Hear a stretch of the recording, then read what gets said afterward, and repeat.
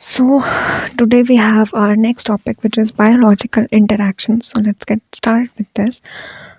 This is the chapter which is water, और उसी के आगे हम ये पढ़ रहे हैं पाथफाइंडर का. Then let's get started with this.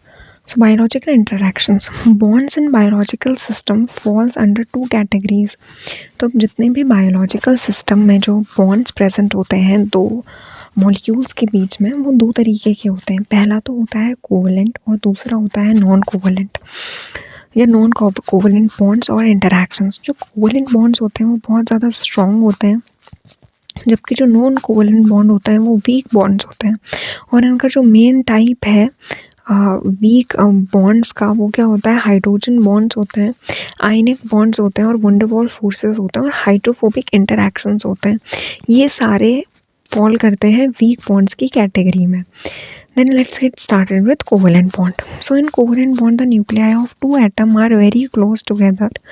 Covalent bond basically ऐसे होते हैं कि इनमें जो इनका जो न्यूक्लियस होता है वो बहुत साथ में प्रेजेंट हो, मतलब बहुत क्लोज प्रेजेंट होता है दो एटम्स का. क्योंकि जो इनके इलेक्ट्रॉन्स होते हैं आउटर मोस्ट शेल में, वो क्या होते हैं, वो दोनों एटम्स क्या करते हैं, शेयर कर रहे होते हैं. तो ये जो कोवलेंट बॉन्ड होता है वो क्या होता है, वो एक बहुत एक स्टेबल बॉन्ड होता है. और इसकी जो एनर्जी होती है वो क्या होती है, बहुत ज़्यादा एनर्जी चाहिए होती है इसके बॉन्ड को तोड़ने के लिए. तो हम एक एग्जांपल लेते हैं H2O का. जैसे ये ऑक्सीजन है, तो ऑक्सीजन के आउटर मोस्ट में 8 इलेक्ट्रॉन प्रेजेंट होते हैं.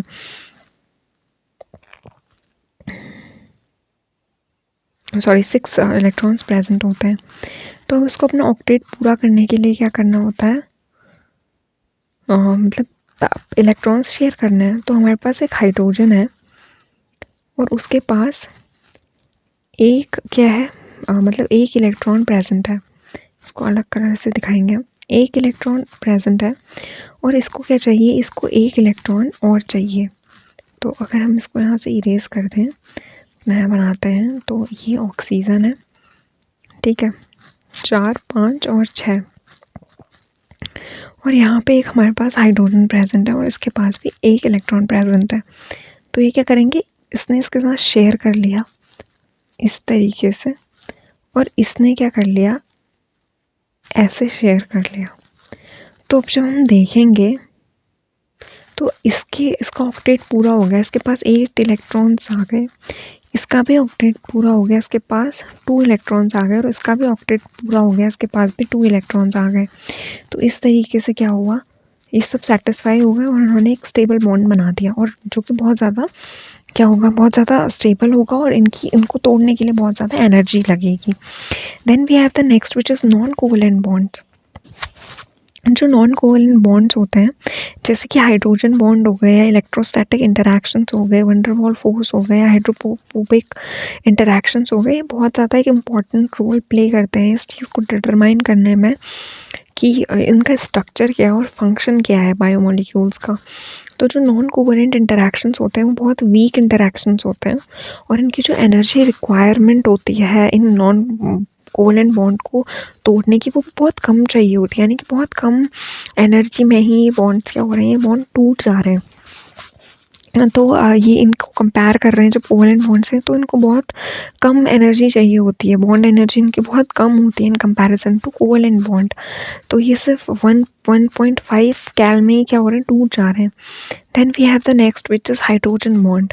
तो हाइड्रोजन बॉन्ड जो होता है, वो हाइड्रोजन जो होता है वो क्या करता है ना, जो मतलब जो इलेक्ट्रोनेगेटिव एलिमेंट्स होते हैं उनके साथ बनाता है.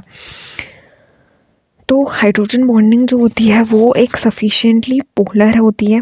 जो हाइड्रोजन का न्यूक्लियस होता है वो बहुत वीकली अट्रैक्ट होता है इन लोन पेयर से, जैसे कि ऑक्सीजन के या नाइट्रोजन के ऑफ नेबरिंग एटम. जैसे ये है, ये एक मॉलिक्यूल है पानी का, ऐसे ही दूसरा मॉलिक्यूल जो पानी का है, तो ये क्या होगा ना, ये इसके लोन पेयर से थोड़ा थोड़ा अट्रैक्टेड होगा और ये वाला इसके लोन पेयर से थोड़ा थोड़ा अट्रैक्टेड होगा. तो ये इसी को हम हाइड्रोजन बॉन्डिंग कहते हैं. तो ये जो है, ये जो होता है, ये इंटरमॉलिक्यूलर बॉन्ड्स होते हैं, ठीक है, और ये ब्रिज टाइप का बनाते हैं, जैसे आप देख सकते हो उसमें एक ब्रिज टाइप का बन रहा है। तो ये जो होता है वो वीकर कंसीडर किया जाता है आयनिक बॉन्ड और कोवलेंट बॉन्ड के कंपैरिजन में। बट वैसे जो होता है जो मतलब जो बाकी के जो जितने भी नॉन कोवलेंट बॉन्ड्स हैं उनके कंपैरिजन में जो हाइड्रोजन बॉन्ड है उसको बहुत ज़्यादा स्ट्रॉन्ग माना जाता है, ठीक है। Then we have the next which is electrostatic interactions. तो हमारे पास इलेक्ट्रोस्टैटिक इंटरैक्शन है। जो इलेक्ट्रोस्टैटिक इंटरैक्शन होते हैं वो दो अपोजिटली चार्ज्ड ग्रुप के बीच में प्रेजेंट होते हैं। जैसे कि जो नॉन कोवलेंट बॉन्ड होता है उसकी बहुत ज़्यादा ग्रेट सिग्निफिकेंस है उसका शेप और फंक्शन डिटरमाइन करने में एक बायोमोलिक्यूल की। तो उसका एग्जांपल दिया हुआ है हमें attraction between COO negative and NH3 group. तो इसका जो फैक्टर है वो ये डिटरमाइन करता है कि जो उसका 3 डायमेंशनल स्ट्रक्चर है प्रोटीन का वो क्या है। तो यहाँ पे एक इम्पॉर्टेंट एस्पेक्ट हमें दिया हुआ है जितने भी इलेक्ट्रोस्टैटिक इंटरैक्शंस हैं उनका, एक एक्वस सॉल्यूशन में वो क्या कर रहे हैं, वो हाइड्रेशन कर रहे हैं आयंस का because of water molecule are, क्योंकि जो वाटर मॉलिक्यूल्स होते हैं वो पोलर होते हैं और वो अट्रैक्टेड होते हैं चार्ज्ड आयन से। तो जो सेल्स होती हैं वाटर मॉलिक्यूल की हम उनको सैल्वेशन स्फेयर्स कहते हैं। अब ये जो होते हैं ये क्या होते हैं, ये क्लस्टर होते हैं पॉजिटिव और नेगेटिव आयंस के। जो आयंस होते हैं वो हाइड्रेट हो जाते हैं, अट्रैक्टिव फोर्स जो होता है इनके बीच में वो क्या होता है, रिड्यूस होता है, और ये जो चार्ज्ड स्पीसीज है क्या करती हैं, डिसॉल्व होती हैं वाटर में।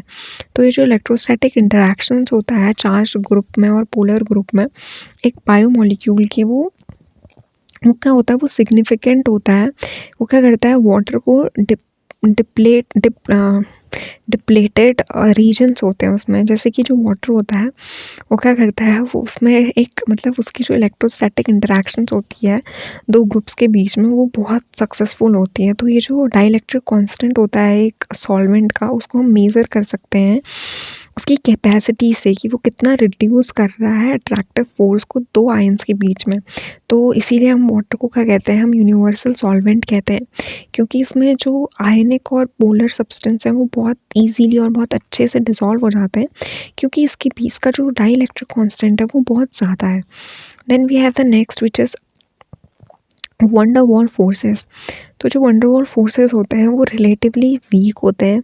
इनका जो ट्रांसिएंट इलेक्ट्रोस्टैटिक इंटरैक्शंस है, ठीक है, दे अकर बिटवीन परमानेंट और इंड्यूस्ड डाइपोल्स। तो ये परमानेंट और इंड्यूस्ड डाइपोल्स के बीच में लगते हैं। दे मे बी अट्रैक्टिव और रिपल्सिव, और ये लोग ये कैसे होते हैं, ये अट्रैक्टिव होते हैं और ये रिपल्सिव होते हैं depending on the distance between the atoms और ग्रुप इन्वॉल्व। ये इस बात पर डिपेंड करते हैं कि ये जो डिस्टेंस होती है दो एटम्स के बीच में और जो ग्रुप है वो इसमें जो इसमें ग्रुप इन्वॉल्व है। तो ये जो अट्रैक्शन होता है मॉलिक्यूल्स के बीच में वो ग्रेटेस्ट होता है जब उसकी जो डिस्टेंस होती है वो वंडरवॉल रेडियस प्रेजेंट होती है, ठीक है। So if molecule approach each other more closely, तो अगर एक मॉलिक्यूल क्या है एक दूसरे को बहुत पास से अप्रोच कर रहा है और जो इसका इसमें जो है रिपल्सिव फोर्स डेवलप हो रहा है, तो ये जो मैग्नीट्यूड होता है वंडरवॉल फोर्स का वो डिपेंड करता है कि कितने इजीली जो है क्या है, एटम जो है वो पोलराइज हो रहा है, और जो इलेक्ट्रोनेगेटिव एटम है वो क्या कर रहे हैं, वो अनशेयर पेयर ऑफ इलेक्ट्रॉन्स जो हैं उसमें इजीली पोलराइज हो जा रहे हैं। तो हमारे पास 3 टाइप के वंडरवॉल फोर्सेस होते हैं। पहला होता है डाइपोल डाइपोल इंटरैक्शन, दूसरा होता है डाइपोल इंड्यूस्ड डाइपोल इंटरैक्शन, और तीसरा होता है induced dipole induced interaction.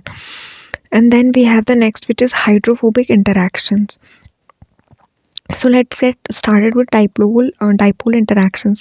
These forces which occur between molecules containing electronegative atoms cause molecule to orient themselves so that the positive end of one molecule is directed towards the negative end of other. तो ये जो force होता है molecules के बीच में electronegative atoms के, वो उनकी जो ओरिएंटेशन होती है पॉजिटिव एंड्स के मॉलिक्यूल की उसके डायरेक्ट मतलब उसमें उससे डायरेक्ट करती है जो नेगेटिव एंड होता है दूसरे का। अब ये जो डाइपोल इंड्यूस्ड डाइपोल होता है ये एक permanent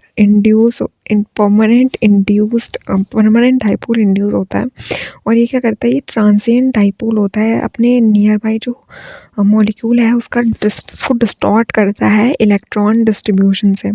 then we have induced dipole induced induce dipole interactions. तो ये क्या होता है, ये जो मोशन होता है इलेक्ट्रॉन का, वो उसके आस-पास के जो नॉन पोलर मॉलिक्यूल हैं उसको चाहिए होता है।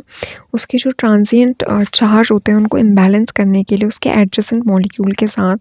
तो एक जो ट्रांजिएंट डाइपोल होता है वो एक मॉलिक्यूल को पोलराइज़ करता है और जो उसके इलेक्ट्रॉन होते हैं उसके नेबरिंग एटम के साथ उनको करता है, और इसको हम कहते हैं ये जो होता है ये लंडन डिस्पर्जन फोर्स होता है, और ये बहुत ज़्यादा वीक होता है। तो जैसे ये डाइपोल डाइपोल इंटरैक्शन है, ये पॉजिटिव है, ये नेगेटिव है, ये पॉजिटिव नेगेटिव। तो इस तरीके से ये डाइपोल इंड्यूस्ड डाइपोल इंटरैक्शन का एग्जांपल इस साइड दिया है कि इसका ये जो था ये एक डाइपोल प्रेजेंट था इसमें पहले से, और फिर क्या कर रहा है ये दूसरे वाले को भी मतलब डाइपोल इंड्यूस डाइपोल कर रहा है कि ये जो एच थे इसने सब इनको अट्रैक्ट कर लिया अपने अपने साइड। तो ये इस वाले एटम का क्या बन गया, डाइपोल बन गया। तो ये क्या है, ये एक डाइपोल है दूसरे डाइपोल को इंड्यूस कर रहा है।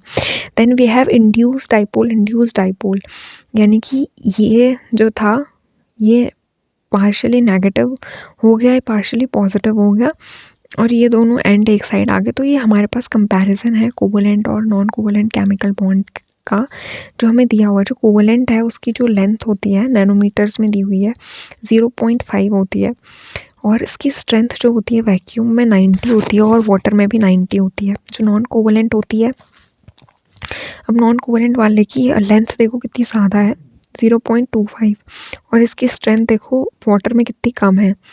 और वैसे ही जो आयन अच्छा नॉन कोवलेंट आयनिक का है। Then we have hydrogen, hydrogen वाले का हमें दिया हुआ है 0.304 एंड 1। तो वाटर में A1 इतनी कम है, और वैसे ही वंडरवॉल फोर्स की 0.35 है, वैक्यूम में 0.1 है और वाटर में 0.1 है। तो अब है हाइड्रोफोबिक इंटरैक्शंस। तो जब ये when mixed with water small amounts of non polar substance coalesces into droplets. तो जब एक वाटर जो होता है वो मतलब जब पानी में मिक्स होते हैं कुछ स्मॉल अमाउंट के जो नॉन पोलर सब्सटेंस होते हैं, तो ये ड्रॉपलेट्स में चेंज होते हैं, और ये जो प्रोसेस होती है ये इस बात में रिजल्ट करती है कि इनका हाइड्रोफोबिक इंटरैक्शंस कैसा है। तो जो हाइड्रोफोबिक इंटरैक्शन होता है यानी कि वाटर हीटिंग मॉलिक्यूल्स हैं ये, जैसे कि जो हाइड्रोकार्बन्स होते हैं वो ये वर्चुअली इनसॉल्यूबल होते हैं पानी में, और इनका जो एसोसिएशन होता है ड्रॉपलेट्स में है, मतलब ये लार्ज अमाउंट में बनाते हैं, और इनमें क्या है एक सेपरेट लेयर प्रेजेंट है जो कि इस बात में रिजल्ट कर रही है कि जो सॉल्वेंट प्रॉपर्टी है पानी की वो क्या है, मतलब so not from the relatively weak attraction between associated non polar molecules. तो ये जो नॉन पोलर मॉलिक्यूल हैं एक एंटायर एक्वस एनवायरनमेंट के हाइड्रोजन वाटर मॉलिक्यूल्स के वो अटेम्प्ट करते हैं मतलब एक केज लाइक स्ट्रक्चर की फॉर्मेशन में। अब इसमें सफिशिएंट एनर्जी होती है जो हमें अवेलेबल नहीं होती है सराउंडिंग से इस केज लाइक स्ट्रक्चर को बनाने के लिए। तो इसमें एक नॉन पोलर मॉलिक्यूल जो होता है वो एक्सपेल्ड होता है, और ड्रॉपलेट होती है ये रिजल्ट करती है, मतलब इसमें जो क्या होता है मोस्ट जो एनर्जेटिकली फेवरेबल कन्फिगरेशन होती है उसकी जो हाइड्रोफोबिक इंटरैक्शंस होते हैं वो हमको प्रोफाउंडली उसका जो इफ़ेक्ट होता है वो लिविंग सेल्स में होता है।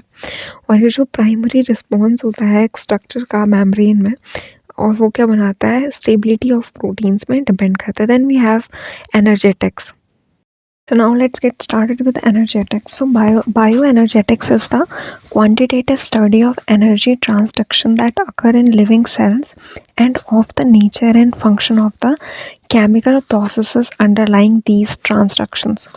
तो अब ये जो बायो इन्फॉर्मेटिक्स है इसमें जो क्वांटिटेटिव स्टडी है जो एनर्जी ट्रांसडक्शंस होती है उनकी जो कि लिविंग सेल्स में होती हैं, उनके नेचर और फंक्शंस जो होते हैं केमिकल प्रोसेसेस के एक अंडरलाइन ट्रांसडक्शन में, ठीक है। Then we have thermodynamic principle.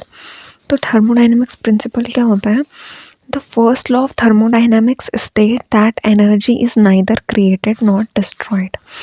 तो हमें ये बात हम बचपन से पढ़ते हुए आ रहे हैं, ठीक है, फिजिक्स में भी पढ़े हमने, बट जो फर्स्ट लॉ है थर्मोडाइनमिक्स का वो यही कह रहा है कि जो देखो एनर्जी है उसको ना हम क्रिएट कर सकते हैं ना हम डिस्ट्रॉय कर सकते हैं, although it can be transformed from one form to other. हालांकि हम ये ज़रूर कह सकते हैं कि एनर्जी क्या हो रही है, एक फॉर्म से दूसरे फॉर्म में क्या हो रही है, ट्रांसफ़र हो रही है। The total energy of a substance including surrounding remains constant. तो हमारा जो सराउंडिंग होता है ना, हमारे सराउंडिंग में एक सिस्टम की जो टोटल एनर्जी होती है वो हमेशा कैसी रहती है, मतलब कांस्टेंट रहती है। तो इसको मैथमेटिकली हम इस तरीके से एक्सप्रेस कर रहे हैं जिसमें ये जो है ये है इंटरनल एनर्जी, ये जो होती है ये होती है हीट एक्सचेंज जो उसने सराउंडिंग के साथ की, और जो डेल्टा डब्लू है ये है वर्क डन जो हम सिस्टम के अंदर कर रहे हैं, सिस्टम के ऊपर कर रहे हैं। तो इन डेल्टा क्यू इज़ पॉजिटिव, अगर डेल्टा क्यू पॉजिटिव है तो जो हीट है वो क्या हो सकती है, वो ट्रांसफ़र हो सकती है सिस्टम में, और ये क्या करती है, इंटरनल एनर्जी को इंक्रीज़ करती है। अब जहाँ पे डेल्टा क्यू नेगेटिव है वहाँ पे क्या करेगी, जो हीट है वो ट्रांसफ़र हो जाएगी सराउंडिंग में, और ये क्या करेगी, एक इंटरनल एनर्जी को डिक्रीज़ करेगी। जो डेल्टा डेल्टा डब्लू है वो पॉजिटिव होता है, और जो इसका वर्क डन होता है, एक वर्क डन जो सिस्टम के थ्रू हो रहा है उसमें, तो एक गिवन मतलब जो एक गिवन हम ये कह सकते हैं कि ये क्या करता है, डिक्रीज़ करता है इंटरनल एनर्जी को। तो जो डेल्टा डब्लू होता है वो नेगेटिव होता है जो वर्क है सराउंडिंग में, और ये क्या करता है, इंक्रीज़ करता है इंटरनल एनर्जी को। तो हमारे पास जो सेकंड लॉ है थर्मोडायनामिक्स का वो ये बताता है कि जो टोटल एंट्रोपी है एक सिस्टम की वो इंक्रीज़ हो रही है, और इस प्रोसेस को हम क्या कह रहे हैं, ये स्पॉन्टेनियसली एक प्रोसेस हो रही है जो कि क्या है, delta S is equal to या फिर greater than delta Q upon T. तो जो डेल्टा एस है वो क्या है, चेंज है एंट्रोपी में। तो जो एंट्रोपी है वो अनअवेलेबल फॉर्म होती है एनर्जी की, और ये बहुत डिफ़िकल्ट होती है डिटरमाइन करने में, क्योंकि ये क्या है, अनअवेलेबल फॉर्म है। और ये जो नई थर्मोडायनेमिक टर्म है इसको हम फ्री एनर्जी से डिफाइन करते हैं। जो फ्री एनर्जी होती है इसको हम गिब्स एनर्जी भी कहते हैं, और ये चीज़ इंडिकेट करती है कि जो पोर्शन टोटल एनर्जी का एक सिस्टम की जो कि काम करने के लिए अवेलेबल होता है उसे हम फ्री एनर्जी कहते हैं, या फिर हम डेल्टा जी से डिनोट करते हैं। तो कांस्टेंट टेम्परेचर और प्रेशर के अंदर जो डेल्टा जी है और जो डेल्टा एस है, उन दोनों में जो रिलेशन है वो यही है कि delta S is equal to delta H minus T delta S. तो ये जो डेल्टा एच है ये क्या है, चेंज है एंथैल्पी में, टी है एब्सोल्यूट टेम्परेचर, और डेल्टा एच क्या होता है, ये मेज़र होता है कि जो हीट हो रही है उसमें कितना चेंज हो रहा है, मतलब रिएक्टेंट और प्रोडक्ट के। तो अभी जो चेंज है फ्री एनर्जी का जिसको हम डेल्टा जी कहते हैं, ये हम इस्तेमाल करते हैं ये चीज़ प्रिडिक्ट करने में कि जो डायरेक्शन है रिएक्शन की कांस्टेंट टेम्परेचर और प्रेशर में वो क्या है। तो अभी जो डेल्टा जी है जब वो नेगेटिव है तो रिएक्शन क्या है, स्पॉन्टेनियस है, और इसमें क्या है, एनर्जी निकल रही है, यानी कि एक्सर्गोनिक रिएक्शन है, एक्सोथर्मिक रिएक्शन है। और अगर डेल्टा जी पॉजिटिव है इसका मतलब कि जो सिस्टम है उसने क्या लिया है, एनर्जी एब्जॉर्ब की है, तो ये एंडोथर्मिक प्रोसेस हो गई। Now we have delta G is equal to zero, the system is at equilibrium. और अगर जहाँ पे हमको डेल्टा जी ज़ीरो दे दिया है मतलब जो सिस्टम है वो इक्विलिब्रियम में है, तो यानी कि ये फॉरवर्ड जितना हो रहा है उतना ही रिवर्स हो रहा है। यानी कि जैसे मैंने H2O लिखा और मैंने ये मतलब ये सिंपलेस्ट एक मैंने इक्वेशन लिखी है H2 प्लस O2, ठीक है। तो इस तरीके से इसको बैलेंस कर लेंगे हम। तो हम क्या कह रहे हैं ना कि जितना हमने H2O से H2 और O2 बनाया उतना ही हमने H2 और O2 को मिला के H2 बनाया। तो ये एक मतलब ये एक इक्विलिब्रियम वाली पोजीशन हो गई, ठीक है। देन वी हैव जो डेल्टा जी है रिएक्शन का वो ए से बी में जा रहा है, और ये डिपेंड कर रहा है कंसंट्रेशन में रिएक्टेंट की और प्रोडक्ट की। तो जो कांस्टेंट टेम्परेचर और प्रेशर होता है उसमें जो डेल्टा जी है वो हमें दिया हुआ है delta G naught plus R T L N B upon A. तो जो ए और बी है ये एक्चुअल में क्या है, कंसंट्रेशन है रिएक्टेंट की और प्रोडक्ट की। जो आर है वो गैस कांस्टेंट है, और जो टी है वो एब्सोल्यूट टेम्परेचर है। तो डेल्टा जी क्या होता है, फ्री स्टैंडर्ड एनर्जी चेंज होता है। Then we have standard free energy change, वो उसके बारे में हम पढ़ रहे हैं। तो ये जो एक्चुअल चेंज है फ्री एनर्जी का एक रिएक्शन में, जो हम इन्फ्लुएंस कर रहे हैं टेम्परेचर और प्रेशर में, जिसकी जो इनिशियल कंसंट्रेशन है रिएक्टेंट की और प्रोडक्ट की, वो यूजुअली क्या हो रही है, वो डिफ़र करती है स्टैंडर्ड फ्री एनर्जी चेंज के साथ। तो हम जो केमिकल रिएक्शंस होती हैं, इनको हम कैरेक्टराइज करते हैं स्टैंडर्ड फ्री एनर्जी चेंज से। तो जो डेल्टा जी होता है वो क्या होता है, कांस्टेंट होता है एक गिवन रिएक्शन के लिए। और जब हम इसे कैलकुलेट करते हैं तो ये क्या होता है, इक्विलिब्रियम कांस्टेंट जो होता है रिएक्शन का स्टैंडर्ड कंडीशन में। तो सॉल्यूट कंसंट्रेशन होती है 1.0 मतलब 1 m, उसकी टेम्परेचर 25 है और हमें प्रेशर दिया हुआ है 180 m। तो जो फ्री एनर्जी चेंज होगा इसके करस्पॉन्ड स्टैंडर्ड स्टेट के, वो हमें स्टैंडर्ड फ्री चेंज दिया हुआ है, दैट इज़ डेल्टा जी।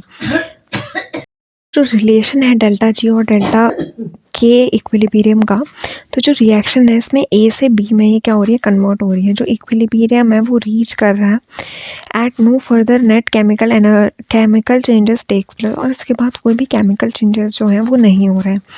तो अब ये क्या होता है, जो ए है वो किस में कन्वर्ट होता है, बी में। जितने जल्दी जो ए है वो बी में कन्वर्ट हो रहा है, उतने ही जल्दी जो बी है वो ए में कन्वर्ट हो रहा है। तो इस स्टेट में क्या हो रहा है, जो रेशियो है बी का वो क्या है, कांस्टेंट है ए के साथ। और वो इस बात पे डिपेंड नहीं कर रहा है कि इनमें एक्चुअल कंसंट्रेशन इन दोनों कंपाउंड्स की कितनी है।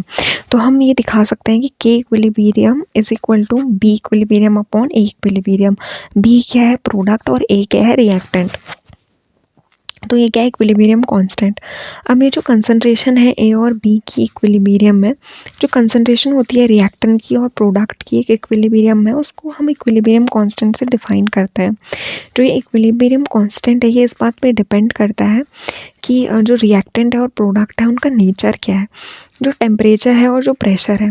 अब ये जो फिज़िकल कंडीशंस हैं इनके अंदर, मतलब 25 डिग्री सेल्सियस और 180 m प्रेशर एक बायोलॉजिकल सिस्टम का।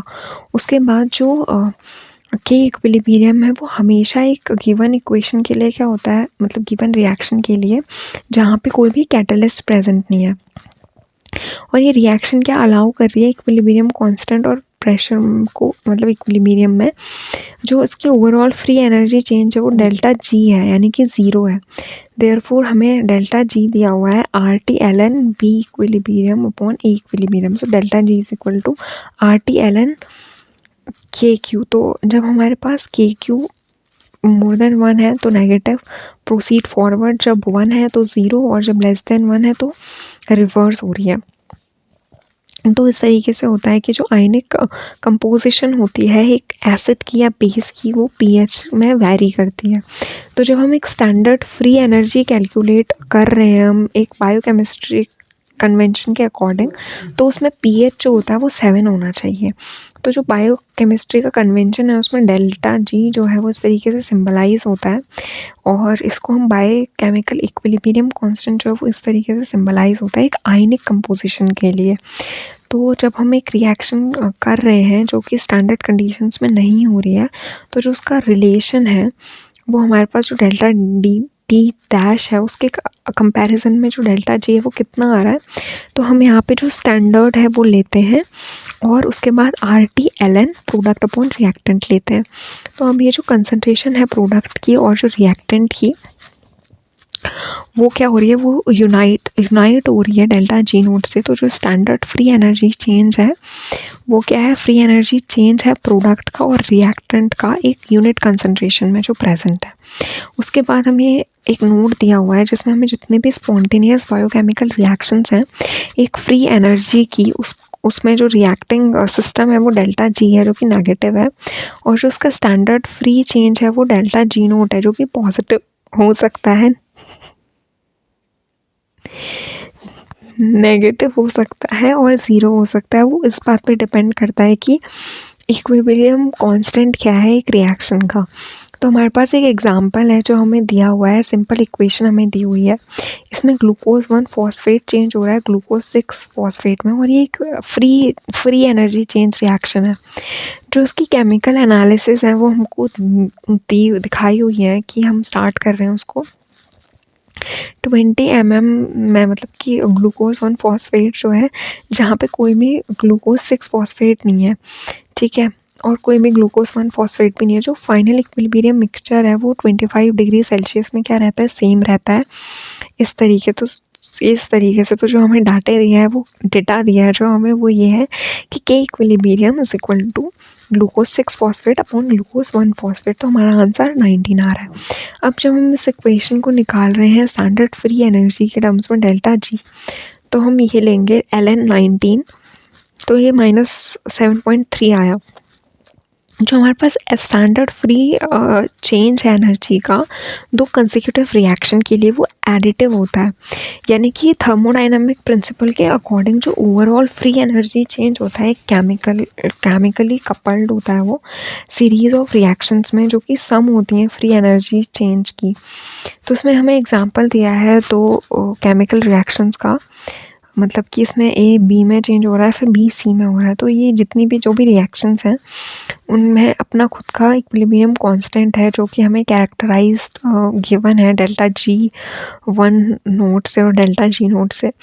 तो ये जो दो रिएक्शन है सीक्वेंशियली, वो जो पी है वो कैंसिल हो जा रहा है इसमें ओवरऑल। तो ए इक्विलिब्रियम सी जो है, ये रिएक्शंस आ रही हैं, तो इसका जो इक्विलिब्रियम है वो कांस्टेंट है। और इसके लिए इसका क्या है, जो इसका फ्री एनर्जी है वो भी, जो टोटल फ्री एनर्जी चेंज है वो भी कांस्टेंट है। तो ये हमारे पास जो टोटल फ्री एनर्जी चेंज है डेल्टा जी 1 और डेल्टा जी 2 का दो रिएक्शंस में, वो हम ऐड कर दे रहे हैं। तो हमें जो फ्री एनर्जी चेंज होती है एटीपी के लिए हम वो पढ़ेंगे। जो एटीपी होती है वो केमिकली लिंक होती है कैटाबॉलिज्म और एनाबॉलिज्म के बीच में। तो जो ये एनर्जी होती है वो एक करेंसी होती है लिविंग सेल्स की। यानी कि जैसे हमारे पास क्या होता है, खर्चा करने के लिए पैसा होता है, तो वैसे ही जो लिविंग सेल्स होती है उसकी करेंसी एटीपी होती है। ये क्या करती है, ये एक हाई एनर्जी फॉस्फेट बॉन्ड के डोनर की तरीके से काम करती है। जो इसमें सेंट्रल रोल है एनर्जी जो मेटाबॉलिज्म का, वो पहले हमें फ्रिट्स लिम्फमैन और हार्मन केल्कलर ने क्या किया था, एक्सप्लेन किया था। जो एटीपी है वो एडिनोसिन मायोटी का बना हुआ है, जिसमें कि 3 फॉस्फोरिल ग्रुप्स प्रेजेंट हैं। और ये जो है ये सीक्वेंशियली लिंक होते हैं फॉस्फोडाइस्टर बॉन्ड से, जो कि फॉस्फो एनहाइड्राइड बॉन्ड से फॉलो होता है। तो हम इसको रेफर कर सकते हैं कि ये हाईली एनर्जी बॉन्ड बनाता है। तो ये जो एक्चुअल एटीपी होता है वो यूजुअली एटीपी मैग्नीशियम और एमएन के साथ होता है। तो हमें ये स्ट्रक्चर दिया हुआ है एटीपी का, जिसमें हमें इंडिकेटेड है फॉस्फोडाइस्टर बॉन्ड और फॉस्फो एनहाइड्राइड बॉन्ड। तो हमारे पास ये है फॉस्फो एनहाइड्राइड बॉन्ड और ये है फॉस्फोडाइस्टर बॉन्ड। सो जो हाइड्रोलिसिस है एटीपी की, वो ये है कि जो एक्वस कंडीशन है उसमें जो फॉस्फो एनहाइड्राइड है बॉन्ड, वो एटीपी को क्लीव कर रहा है, इनकॉर्पोरेट कर रहा है वाटर में। तो जो एटीपी है वो H2O के साथ ऐड हो रही है और वो एडीपी और पीआई की फॉर्मेशन कर रही हैं। और ये फिर उसके बाद दूसरा ये क्या बना रहा है, एएमपी और पीआई बना रहा है। तो अब जो ये है इसका जो इसका फॉस्फेट ग्रुप है वो इस तरीके से हमें दिया है। और ये जो ऑर्थोफॉस्फेट और पायरोफॉस्फेट है वो भी हमें शोन है। देन वी हैव एडिनोसाइन, जो हमें यहाँ पे दिखाया है। और यहाँ पे हमारे पास ATP4 है। जब ये हम फॉस्फेट जो है PO4 मतलब जो है इसको इसमें ऐड कर रहे हैं, तो ये फॉस्फोडाइसिन बना रहा है। अब हमारे पास स्टैंडर्ड जो फ्री एनर्जी चेंज है एटीपी के हाइड्रोलिसिस का, वो गिवन है कि जो एटीपी है उसमें दो जो हाई एनर्जी फॉस्फेट ग्रुप है वो है एडीपी है, जो कि एक है, और जो फॉस्फेट है उसमें एएमपी है, जो कि लो एनर्जी टाइप है। Since the normal ester link, a large free energy is liberated when ATP is hydrolyzed to ADP and PI, when ATP hydrolyzed to AMP and PI। तो जो ATP है उसमें जब हम H2O ऐड कर रहे हैं तो वो ATP और फॉस्फेट बना रहा है, और जब हम ATP में H2O ऐड कर रहे हैं तो वो AMP और फॉस्फेट बना रहा है, मतलब तो यही बना रहा है। जो स्टैंडर्ड फ्री एनर्जी चेंज होता है ATP के हाइड्रोलिसिस में वो बहुत ज़्यादा होता है और नेगेटिव होता है। तो ये जो नेगेटिव फ्री एनर्जी वैल्यू होती है इसको हम इसको रेफ़र कर सकते हैं फॉस्फोरल ग्रुप ट्रांसफ़र पोटेंशियल्स के तरीके से, या फिर हम इसको फॉस्फोरल ट्रांसफ़र पोटेंशियल कहते हैं। तो ये क्या होते हैं, they are measure of tendency of phosphorylated compound to transfer their phosphoryl groups to water. तो यही टेंडेंसी होती है कि अपने फॉस्फोरल कंपाउंड को क्या करें, ट्रांसफ़र करें फॉस्फोरल ग्रुप में वाटर के। अब जो एटीपी होती है इसकी बहुत ज़्यादा स्ट्रॉन्ग टेंडेंसी होती है कि अपने टर्मिनल फॉस्फोरल ग्रुप क्या करते हैं, ट्रांसफ़र कर दे वाटर को, जो कि क्या है, हायर फॉस्फोरल ट्रांसफ़र पोटेंशियल है। जो स्ट्रक्चर बेसिस है हाई फॉस्फोरल ट्रांसफ़र का पोटेंशियल का, जो एटीपी है और उसका जो रेजोनेंस है उसको स्टेबलाइज करे, जो इलेक्ट्रोस्टैटिक उसका रिपल्शन है, और जो स्टेबलाइजेशन है इसका हाइड्रेशन की वजह से।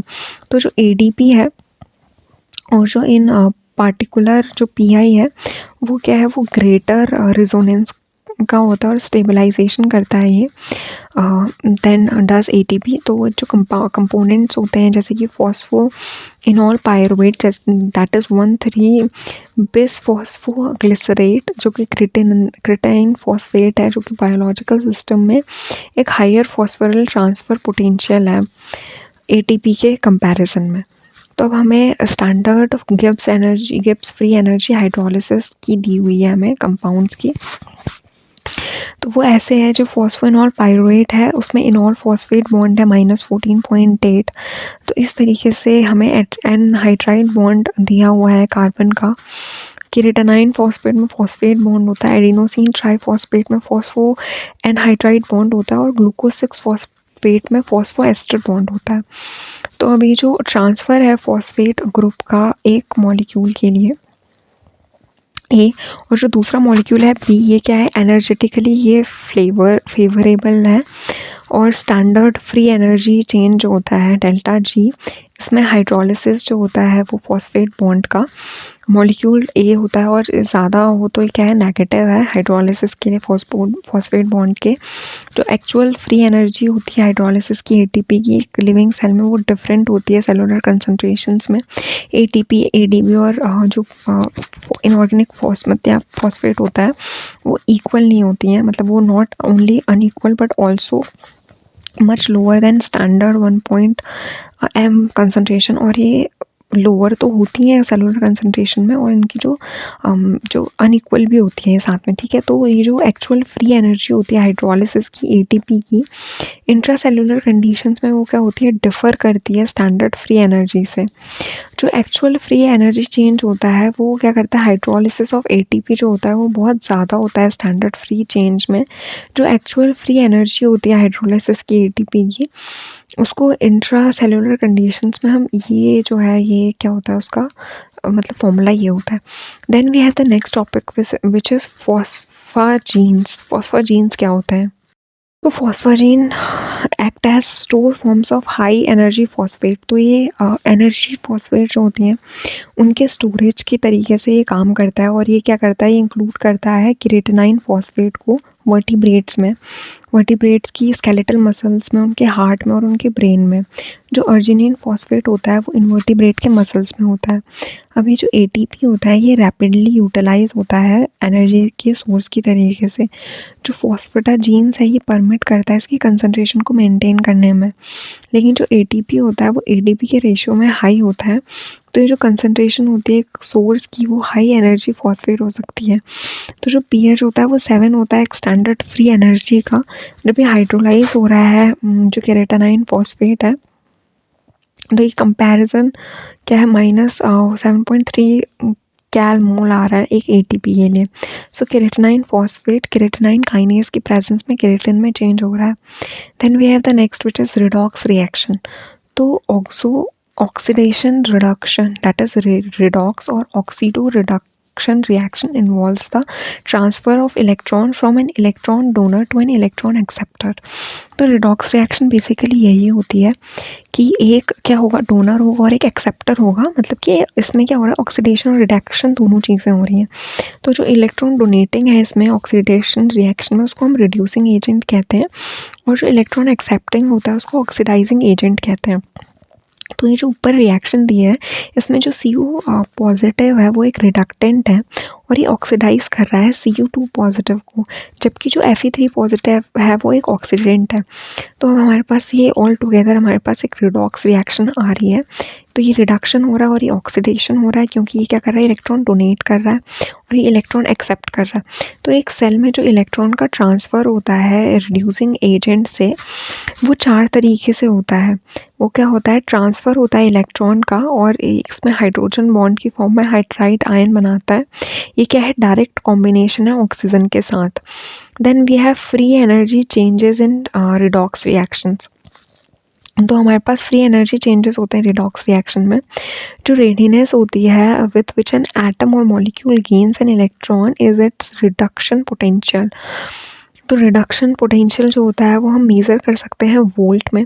जो एनर्जी होती है मॉलिक्यूल की एटम की स्टैंडर्ड कंडीशंस में, उसको हम स्टैंडर्ड रिडक्शन पोटेंशियल कहते हैं। अभी जो रिडॉक्स रिएक्शन होती है ये इन्वॉल्व होती है स्पॉन्टेनियस फॉर्म्स में एटम्स के मॉलिक्यूल के, जो कि नेगेटिव और लेस पॉजिटिव रिडक्शन होते हैं। और इनके जो मॉलिक्यूल्स होते हैं ये ज़्यादा क्या होते हैं, पॉजिटिव और रिड्यूसिंग पोटेंशियल्स होते हैं।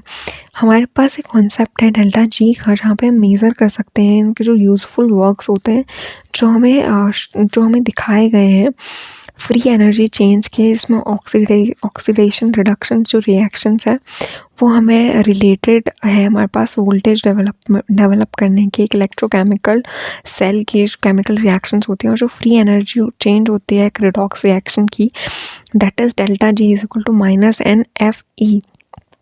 जो n है वो है नंबर ऑफ इलेक्ट्रॉन ट्रांसफ़र, किससे, एक मॉलिक्यूल से, एक सब्सटेंस से जो कि ऑक्सीडाइज हो रहे हैं या रिड्यूस हो रहे हैं।